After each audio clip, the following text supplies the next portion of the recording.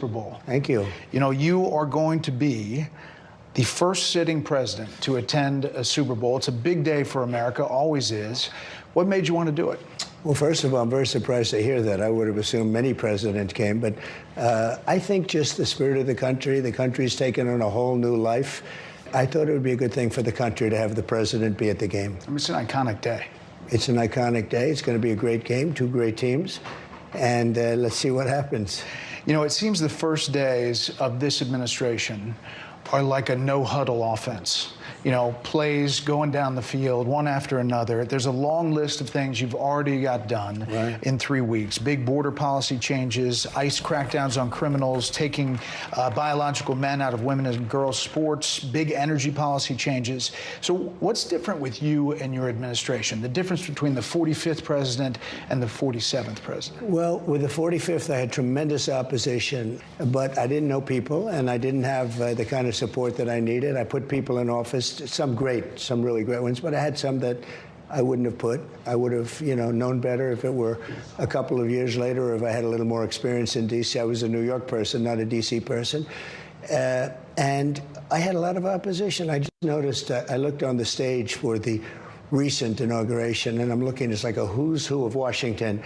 Well, if you look on the stage for the first one, it was just the opposite. So some of your plays have raised some questions and had some pushbacks. 19 states' attorneys general filed a lawsuit, and early Saturday, a judge agreed with them to restrict Elon Musk and his government efficiency team, Doge, from accessing Treasury Department payment and data systems. They said there was a risk of irreparable harm.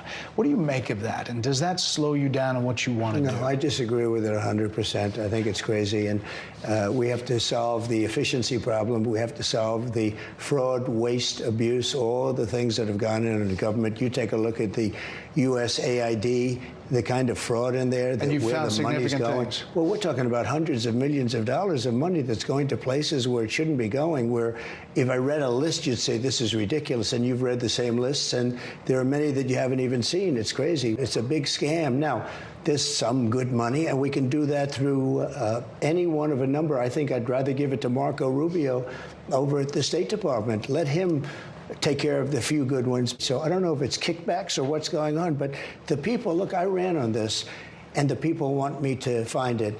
And I've had a great help with Elon Musk, who's been terrific. Bottom line, you say you trust him. Trust Elon? Oh, he's not gaining anything. In fact, I wonder how he can devote the time to it. He's so into it. But I told him do that. Then I'm going to tell him very soon, like maybe in 24 hours, to go check the Department of Education. He's going to find the same thing. Then I'm going to go to the military. Let's check the military. We're going to find billions, hundreds of billions of dollars of fraud and abuse. But I campaigned on this, Brett. You announced tariffs on Canada and Mexico. You immediately got action from both of them on border security and drug interdiction. I did. A lot of action that good that nobody enough? expected. Is that good enough? No, it's not good enough. So more needed in 30 days. Something has to happen. It's not sustainable. And I'm changing it. You know, the Prime Minister said this weekend to a group of Canadian businessmen, he was a private meeting, he said that your wish for Canada to be the 51st state is a, quote, real thing. Is it a real thing? Yeah, it is. I think Canada would be much better off being a 51st state because we lose $200 billion a year with Canada, and I'm not going to let that happen.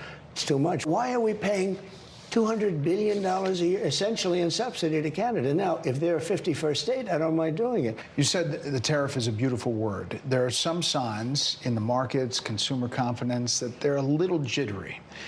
So if all goes to plan, when do you think families will be able to feel prices going down, groceries, energy, or are you kind of saying to them, hang on, inflation may get worse until it gets better? No, I think we're going to become a rich... Look, we're not that rich right now. We owe $36 trillion. That's because we let all these nations take advantage of us. Same thing, like $200 billion with Canada. We owe $300. We have a deficit with Mexico of $350 billion. I'm not going to do that. I'm not going to let that happen. Sports has always been something that Americans rally around to come together. They really do.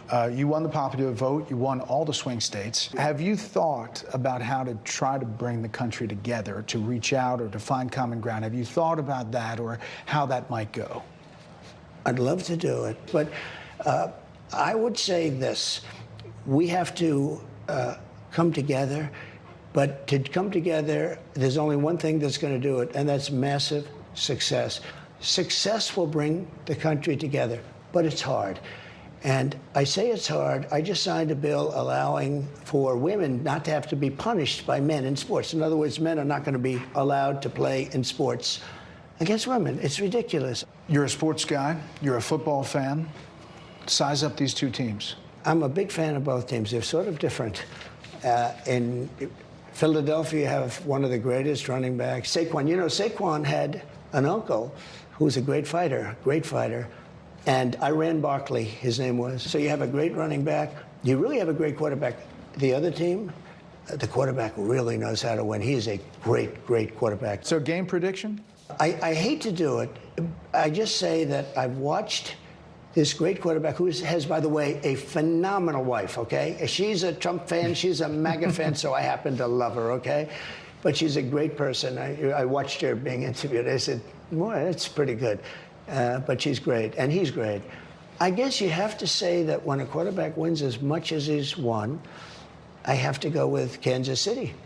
At the same time, Philadelphia has a fantastic game. It's going to be just a great game. Finally, listen, you are the most recognized person in the world, likely the most imitated person in the world. Every comedian has a Donald Trump imitation, everyone.